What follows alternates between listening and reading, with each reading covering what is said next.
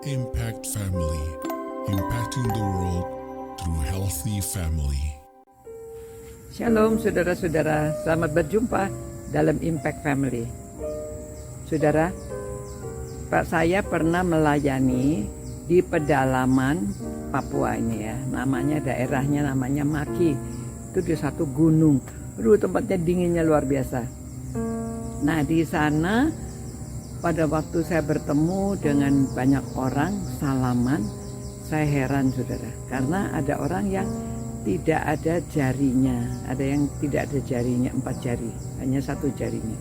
Ada orang yang jarinya 3, banyak orang yang kurang jari. Saya bertanya, mengapa banyak orang yang jarinya tidak utuh?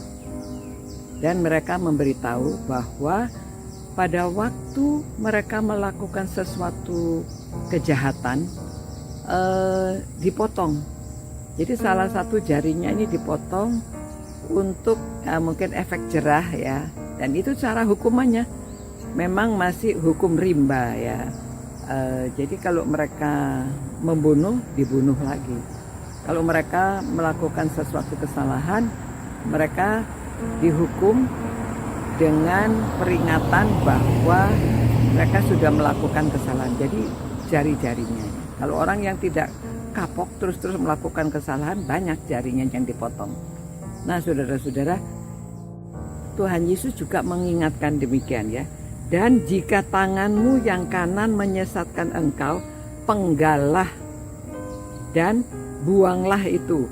Karena lebih baik bagimu jika satu dari anggota tubuhmu binasa daripada tubuhmu dengan utuh masuk neraka. Tuhan Yesus peringatannya keras sekali ya. Nah tujuannya juga sama seperti yang lainnya. Hidup keagamaan kamu harus lebih baik daripada orang Farisi dan para ahli Taurat. Karena kita itu tahu hukumnya, tapi yang penting kita melakukan, bukan hanya menghafalkan. Jadi hati-hati menggunakan tanganmu. Kadang-kadang kita menggunakan tangan itu untuk sesuatu kejahatan ya, mencuri, atau kita sama seperti mata juga ya, karena tangan yang berbuat ini ya, akses untuk situs ataupun menggunakan HP ya, atau kita membuka sesuatu, ini kan tangan, lalu mata melihat. Nah jadi hati-hati menggunakan tangan. Tangan itu Tuhan memberi tangan itu untuk perbuatan baik, untuk kita membagikan sesuatu pada orang lain, untuk menolong, untuk bekerja ya, untuk menulis, untuk melakukan kebaikan. Tapi manusia banyak yang sudah menyalahgunakan ya. Banyak orang pinter-pinter saudara, banyak orang yang IQ-nya tinggi, malah mereka itu menggunakan tubuhnya untuk perbuatan jahat ya.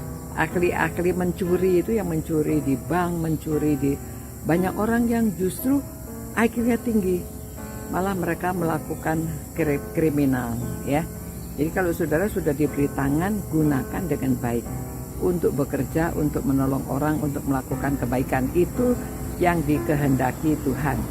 Kita meneladani Tuhan Yesus, selalu menolong orang, menggunakan tangannya untuk menolong orang lain ya, menyembuhkan orang, memberi makan. Jadi saudara-saudara, marilah kita